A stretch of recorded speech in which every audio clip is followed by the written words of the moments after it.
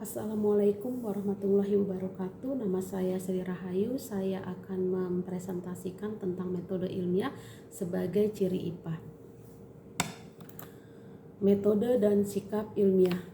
Seperti yang kita ketahui bahwa metode ilmiah adalah suatu cara sistematis yang digunakan oleh para ilmuwan dalam memecahkan masalah atau mencari jawaban atas masalah-masalah yang dihadapi dalam suatu penelitian.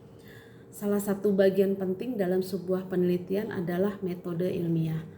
Metode ilmiah merupakan metode yang mengarahkan kita sebagai calon peneliti untuk menyelesaikan penelitian.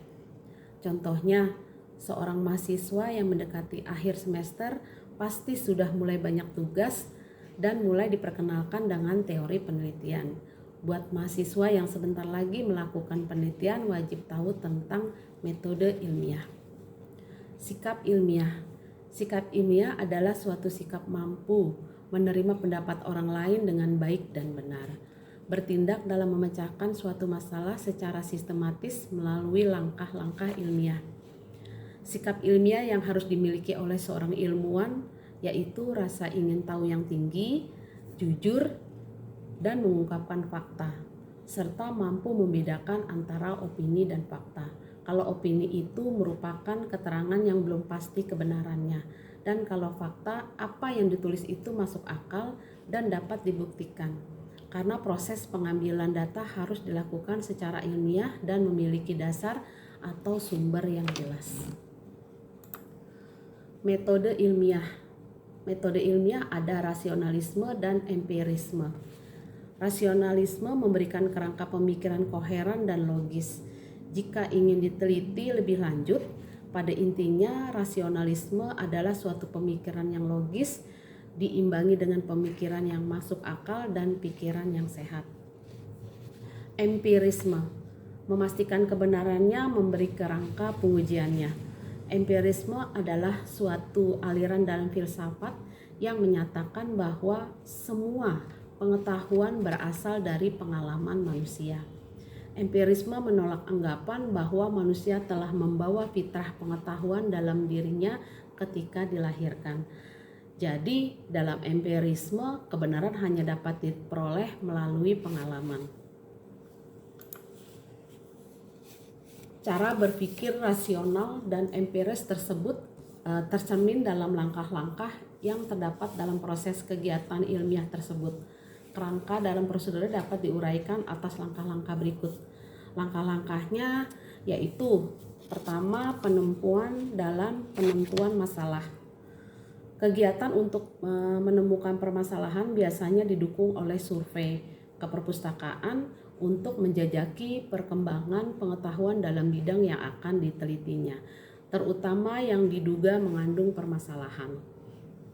Kedua, perumusan kerangka masalah. Langkah ini merupakan usaha untuk mendeskripsikan permasalahannya secara lebih logis dan lebih jelas. Ketiga, pengajuan hipotesis. Hipotesis adalah kerangka pemikiran sementara yang menjelaskan hubungan antara unsur-unsur yang membentuk suatu kerangka permasalahan. Keempat, deduksi hipotesis. Kadang-kadang dalam menjembatani permasalahan secara rasional dengan pembuktian empiris membutuhkan langkah perantara. Kelima, pengujian hipotesis. Langkah ini merupakan usaha untuk mengumpulkan fakta-fakta yang relevan dengan deduksi hipotesis. Keenam, keterbatasan dan keunggulan metode ilmiah. Keterbatasan. Semua kesimpulan ilmiah atau kebenaran ilmu termasuk ilmu pengetahuan alam bersifat tentatif, yang artinya kesimpulan itu dianggap benar selama belum ada kebenaran ilmu yang dapat menolak kesimpulan itu. Sedangkan kesimpulan ilmiah yang dapat menolak kesimpulan ilmiah yang terdahulu menjadi kebenaran ilmu yang baru. Keterbatasan lain dari metode ilmiah adalah tidak dapat menjangkau untuk membuat kesimpulan yang bersangkutan dengan baik dan buruk atau sistem nilai tentang seni dan keindahan, dan juga tidak dapat menjangkau untuk menguji adanya Tuhan. Keunggulannya itu ilmu atau ilmu pengetahuan alam mempunyai ciri khas yaitu objektif, metodik, sistematik, dan berlaku umum. Dengan sifat-sifat tersebut, maka orang yang berkecimpung atau selalu berhubungan dengan ilmu pengetahuan akan terbimbing sedemikian rupa hingga padanya terkembangan suatu sikap ilmiah. Keterbatasan metode ilmiah itu bersifat sementara, sulit untuk memilih fakta yang benar-benar berkaitan dengan masalah yang akan dipecahkan. Metode ilmiah tidak mungkin bisa menjangkau objek yang bersifat gaib, terlalu bergantung pada objek yang ada. Kalau untuk keunggulan metode ilmiah lebih bisa dipertanggungjawabkan, jelas, dan dibuktikan dan dapat diamati langsung oleh alat indera manusia. Dapat dijadikan suatu tolak ukur untuk penelitian selanjutnya. Logis karena dapat dibuktikan oleh semua orang. Kriteria ilmu pengetahuan.